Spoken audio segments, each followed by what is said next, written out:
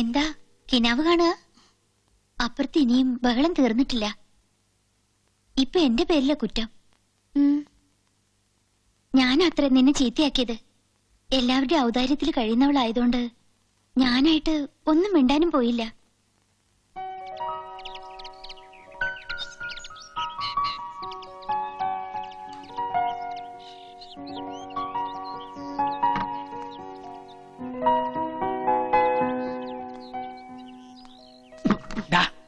ഗീതയും ഖുറാനും കൂടെ ഒരു തുണി തുന്നിച്ചേർക്കാൻ പറ്റുമോ?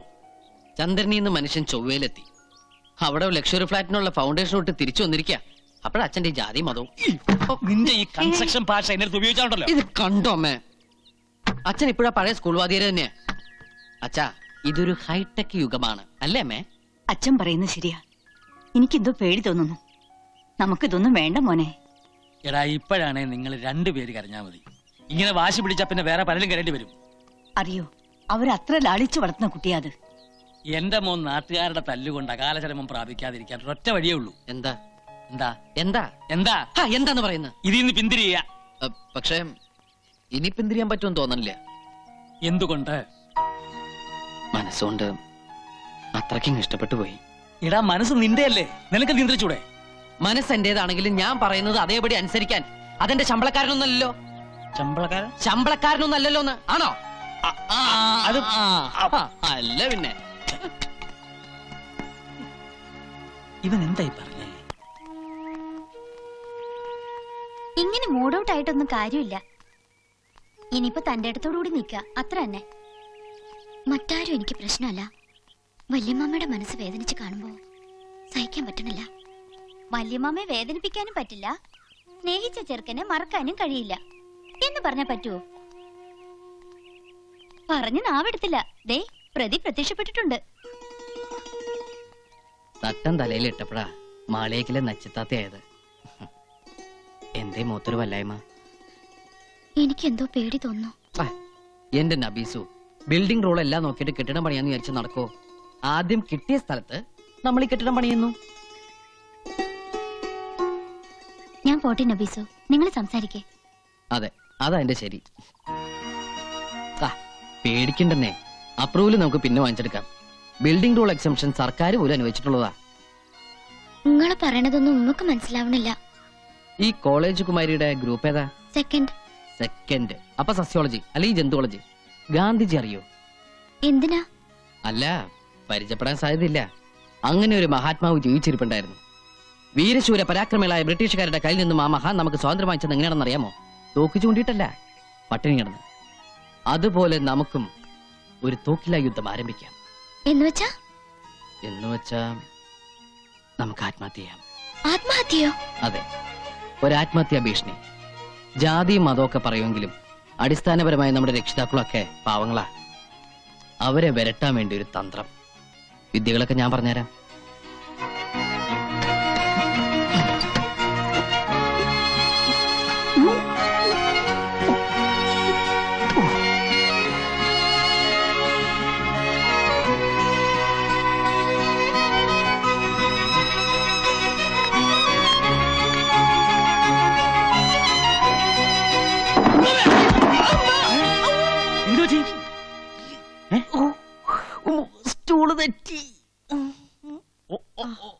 അത് ശരി, ആത്മഹത്യാശ്രമം. കൊള്ളാം. എടാ കഴുതേ, ആരെങ്കിലും ഈ പഴഞ്ച ഏർപ്പാട് കൊണ്ട് നടക്കുമോ? ഇന്ത്യ ആണവരാഷ്ട്രമായി സ്വയം പ്രഖ്യാപിച്ച നൂറ്റാണ്ടായത്. ഹൈടെക്. ഈ ഹൈടെക് യുഗത്തിൽ ആരെങ്കിലും തൂങ്ങിച്ചാവൂടാ? എടാ, ഒന്നുകിൽ ഗ്യാസ് സ്റ്റൗ അല്ലെങ്കിൽ നനഞ്ഞു തോർത്തിട്ട് കറണ്ടെ പിടിക്കുക. ഇനി ഇതൊന്നുമല്ല, വേദനയില്ലാത്ത മരണമാണ് ആവശ്യമെങ്കിൽ പൊട്ടാസ്യം സയനൈഡ് ബി കോംപ്ലക്സ് പോലെ ഏത് മുറുക്കാക്കടലും കിട്ടും. കോക്കറി കാണിക്കല്ലേ. മനുഷ്യനോട് നടുവും തല്ലി വീണ് ചാവറായിട്ട് നിൽക്കുമ്പോഴാ മാതമാച്ചൊരു പഠിച്ച തമാശ. അല്ല, നീ എന്തിനാ ഇത് ഇവിടെ തൂക്കിയത്? നിന്റെ മുറിയിലാവായിരുന്നില്ലേ? അവിടെ ആവുമ്പോ ആരും അറിയില്ല. അത് ഈ പർപ്പസിന് വേണ്ടി ഉണ്ടാക്കിയ റൂമല്ല. അവിടുത്തെ റൂഫിന് ഹൈറ്റ് ഇല്ല. അച്ഛനും മോനും വീണ്ടും തുടങ്ങിയോ? കണ്ടില്ലേ മോന്റെ പുതിയ ഹൈടെക്? അയ്യോ, എന്താ നീ എന്തിനാ കുറുക്കിട്ടത്? ചുമ്മാ. ചുമ്മാതല്ല, നമ്മുടെ മോന് ഈ ഇടയായിട്ട് വേണ്ടാത്ത എന്തൊക്കെയോ തോന്നി തുടങ്ങി. കൂടോത്ര അറിയുന്ന മുസ്ലിംമാരപ്പുറത്ത്. അവരെന്തെങ്കിലും ചെയ്തു കാണോ? ഇടി കുട്ടിച്ചാത്തൻ ആരെങ്കിലും കൂടോത്രം ചെയ്യുവോ? എന്റെ ദേവി, ബാപ്പയും ഉമ്മയും മരിച്ചപ്പോ തലയിലാവുന്ന കരുതി സ്വന്തം കുടുംബക്കാർ പോലെ ഇട്ടെറിഞ്ഞു പോയതാ നമ്മളെ. എങ്ങനെയൊക്കെ ഇവിടം വരെ എത്തി. ഇനി ആ വീടിന്റെ കടം കൂടി തീർത്തിട്ട് വേണം നിന്നെ കെട്ടിച്ചയക്കാൻ. എന്തിനാ അതൊക്കെ ഇപ്പൊ പറയണേ? ഒരിക്കലും ഈ എത്തിയെ പോലെ ആവരുത്. നീ എങ്ങനെ രക്ഷപ്പെടണം. ആ ഗ്ലാസിങ് എടുത്തു തരുമോ?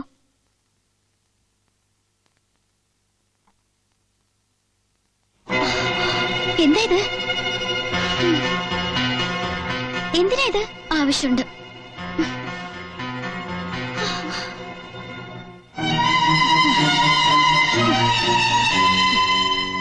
എന്താ ഇത്?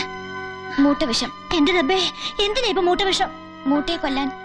അതിനീ പോരയിലെ മൂട്ടയില്ലല്ലോ. എന്റെ പടച്ചോനെ, വല്ല ഇബിലിസോ ജിന്നോ എന്റെ മോളുടെ മേത്ത് കൂടിയാ. നിന്നോട് ആരാ പറഞ്ഞു ഇതൊക്കെ ചെന്ന് പറയാൻ? എന്താ മോളെ ഇത്? ഓള് ഇനി എന്തെങ്കിലും കടുങ്കൈ ചെയ്യുമെന്നോ എന്റെ പേടി. എത്ര നേരം ഒന്ന് വെച്ചിട്ടാ കാവലിരിക്കുക? പിന്നിപ്പോ എന്താ ചെയ്യുക? അരുതാത്ത ബന്ധത്തിന് സമ്മതം മൂളാനോ? ഓളിപ്പോ എന്തെടുക്കുക? ഭക്ഷണം കഴിച്ചോണ്ടിരിക്കുക. ഭക്ഷണം കഴിക്കുവാണാ? അതിലിനി വിഷം കലർത്തിയിട്ടുണ്ടാ? അത് ഞാൻ പരീക്ഷിച്ചു. എങ്ങനെ? അതിന്ന് കുറച്ചെടുത്ത് ആദ്യം മൂസൂട്ടിക്ക് കൊടുത്തു. വിഷം പരീക്ഷിക്കാനാണ് നമ്മളെ പാലൂട്ടി തീറ്റിച്ചത്. വിഷം അകത്ത് എന്നാലും ചാവാത്ത ചെയ്താനായത് വിശ്വസിച്ചൂടാ.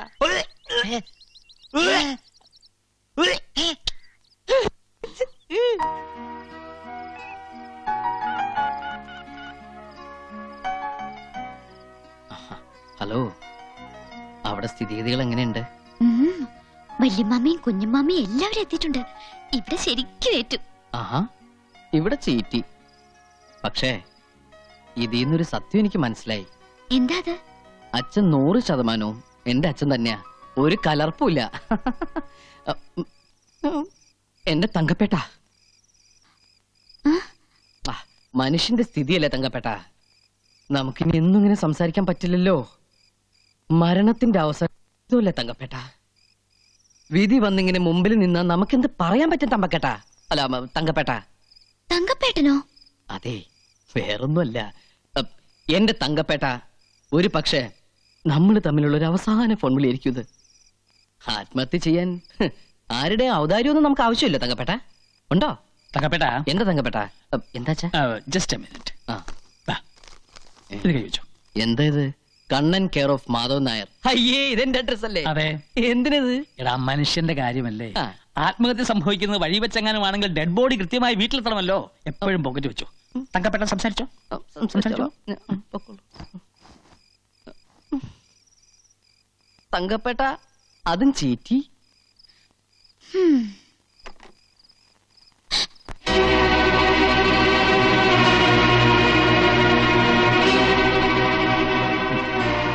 വലിയ സൂത്രക്കാരിയായി പോയി അല്ലേ?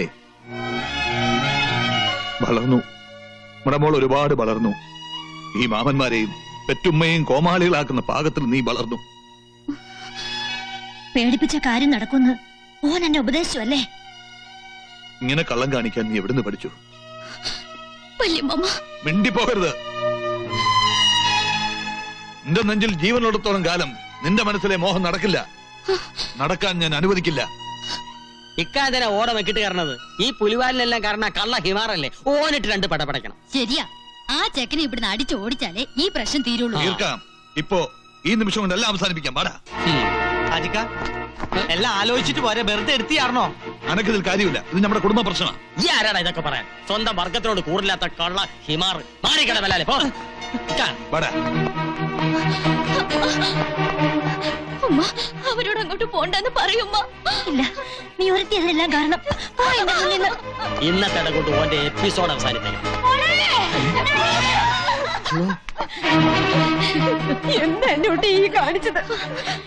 ഈ ഉമ്മയോട് നീ എങ്ങനെയാണോ മോളെ വാശി തീർക്കുന്നത്?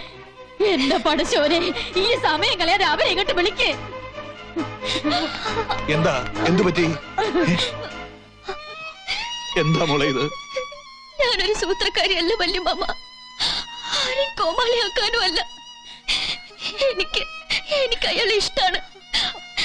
അത്രയ്ക്ക് ഇഷ്ടാണ്. മരിച്ചു കാണിച്ചാലെങ്കിലും വിശ്വസിക്കുമല്ലോ. മോളെ, ചുമടെ.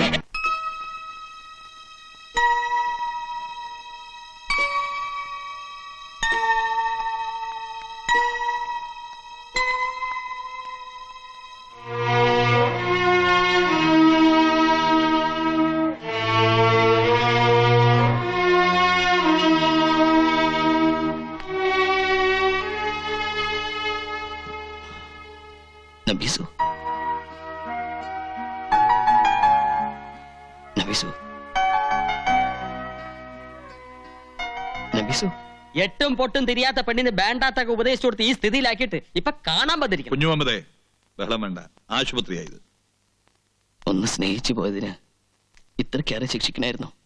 ഇതിനൊക്കെ കാരണക്കാരൻ ഈയാണ്. ഇവൾക്ക് എന്തെങ്കിലും സംഭവിച്ച ഒറ്റണത്തിന് ഞാൻ വെറുതെ വിടില്ല. കൊല്ലും ഞാൻ എല്ലാത്തിനെയും. കണ്ണ, വേണ്ട, ഒന്നിച്ച് ജീവിക്കാനല്ലേ നിങ്ങളുടെ മതത്തിന്റെയൊക്കെ സമ്മതം വേണ്ടു. ഒന്നിച്ച് മരിക്കാൻ ആരുടെ സമ്മതം വേണ്ടല്ലോ.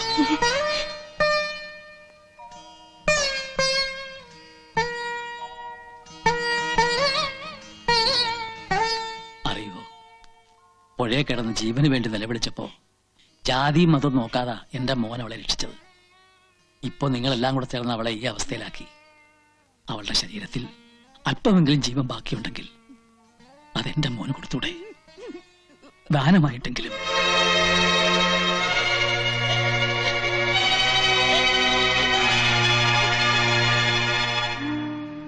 സ്നേഹിച്ചതിന്റെ പേരിൽ ഒന്നിനെ കുരുതി കൊടുത്തു വന്നവരാണ് ഈ അച്ഛനും അമ്മയും. ഇനി ഒന്നേ ഉള്ളൂ, അതിനെ കൂടെ.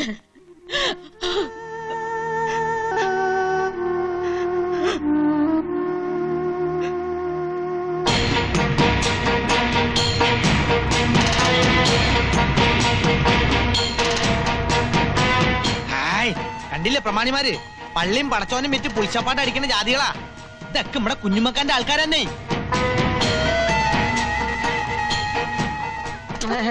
അസ്സലാമലൈക്കും. വാലൈക്കും സലാം. എല്ലാവർക്കും ഇരിക്കാം. എന്റെ ഉപ്പൂപ്പാന്റെ പ്രായണ്ട്. ഹായ്, എന്നെ തല്ലു വിളിച്ചമാര് ഇവരും തല്ലു വിളിക്കാൻ കൂടെ കൊണ്ടെടുക്കാനാ. മുണ്ടാണ്ടിരിടാ, ഇത് നമ്മടെ കുടുംബ പ്രശ്നമാണ്. ഞമ്മള് ചിലതൊക്കെ കേട്ട് അതൊന്ന് നേരിട്ട് അറിയാൻ വേണ്ടി വന്നതാ. നിങ്ങൾ കേട്ടതൊക്കെ നേരാ. എന്റെ ജമാലങ്ങാനത് അറിഞ്ഞാ ഇവിടെ കൊല നടക്കും. ജയിലിൽ കിടക്കുന്നോണ്ട് ജമാലക്ക് അറിയുന്ന പേടിക്കണ്ട. അപ്പോ ഇസ്ലാമിനെ ധിക്കരിച്ചുകൊണ്ട് തന്നെ ഓളുടെ നിക്കാഹ് നടത്തി കൊടുക്കാനുള്ള പുറപ്പാടിലാണ് അല്ലേ?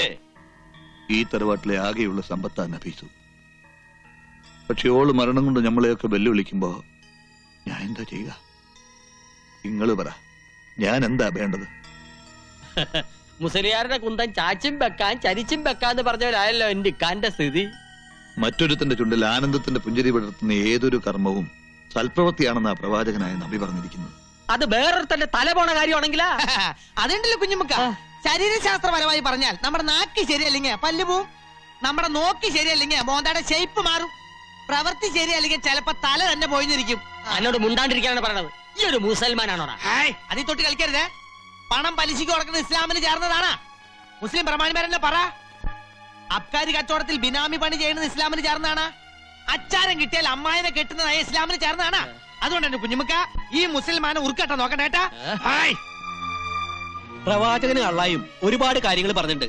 കിതാബിലും കാണും പലതും. അതൊന്നും നോക്കിയിട്ട് ഒരു കാര്യമില്ല.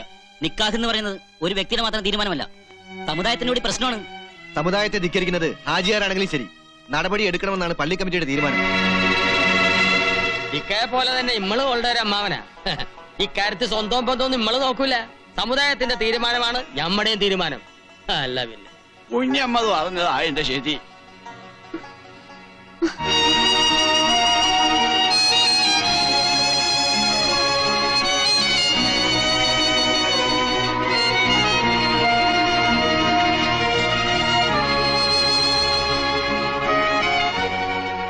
മതത്തെയും ആചാരത്തെയും എതിർക്കുന്നതല്ല. എതിർത്താൽ ഈ തറവാട്ടിലൊരു ദുരന്തം. അറിഞ്ഞുകൊണ്ടൊരു തീരാദുഃഖം ഏറ്റുവാങ്ങാനുള്ള മനക്കരുത്ത് എനിക്കില്ല. ഓർക്കൊരുമിച്ചാലേ പറ്റുള്ളൂവെങ്കിൽ ഒറ്റ മാർഗമുള്ളൂ, ഓൻ ഇസ്ലാമാകണം. ഈ നാട്ടിലെ ഇസ്ലാമികളെ ഏറെ ബഹുമാനിക്കുന്ന വ്യക്തിയാണ് ഹാജിയാർ. ആ ആചാര്യ കുട്ടിയെ ഒരു ഇന്ദിച്ചക്കൻ തട്ടിക്കൊണ്ട് പോവാന്ന് വെച്ചാ ഓന്റെ വീട് നമ്മൾ ചുട്ടുകരിക്കും. അതിന്റെ ഒന്നും ആവശ്യമില്ല. അങ്ങനെയൊന്നും ഒരു ഇസ്ലാമിന്റെ നിയമത്തിലും പറഞ്ഞിട്ടുമില്ല. എന്ത് ചെയ്യണമെന്ന് നമുക്ക് ഒന്നുകൂടി ആലോചിക്കാം. ആലോചിക്കാനൊന്നുമില്ല. ഇസ്ലാം ആവണമെന്ന് പറയുമ്പോ തന്നെ ഓൻ ഈ ബന്ധം വിട്ട് വേറെ പെണ്ണിനെ നോക്കുള്ളൂ. അടയും ചക്കരയും പോലെ അല്ലേ, ഒന്നിച്ചേ പറ്റുള്ളൂ എന്നുണ്ടെങ്കിൽ ഓൻ മതം മാറി നമ്മടെ ജാതി ചേരട്ടെ. ഞാൻ റെഡി.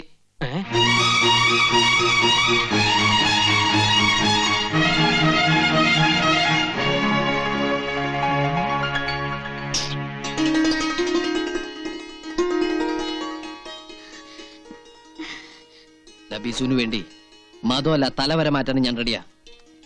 എടാ കള്ള ഹിമാറെ, നീ തന്ത്രം പറഞ്ഞ് മുസ്ലിം പെണ്ണിനെ തട്ടിക്കൊണ്ടൂല്ലേ? മുസൽമാന്റെ കയ്യൊക്കെ നീ കണ്ടിട്ടില്ല. മാറി നിൽക്ക്. വീട്ടിൽ വരുന്നവരെ അപമാനിക്കരുത്. അല്ലക്ക് ഇക്കാര്യത്തില് മിണ്ടിപ്പോകരുത്. ബഹളം ഉണ്ടാക്കാനാണോ നീ ഇവരെയും കൂട്ടി ഇങ്ങോട്ട് വന്നത്? ഇവിടെ വന്നിപ്പോ ബഹളം ഉണ്ടാക്കിയത് അവനല്ലേ? ഞാൻ ബഹളം ഉണ്ടാക്കാനോ ആരെയും തട്ടിക്കൊണ്ടുപോകാനോ വന്നോന്നല്ല. നിങ്ങൾ പറയുന്ന ഏത് നിയമം അനുസരിച്ച് ഞാൻ സ്നേഹിക്കുന്ന പെണ്ണിനെ വിവാഹം കഴിക്കാൻ തയ്യാറാണെന്ന് പറയാൻ വന്ന ഈ ബലാല് പിടിച്ച ശൈത്താൻ ഇവിടെ മയ്യത്തും കൊണ്ടേ പോവും.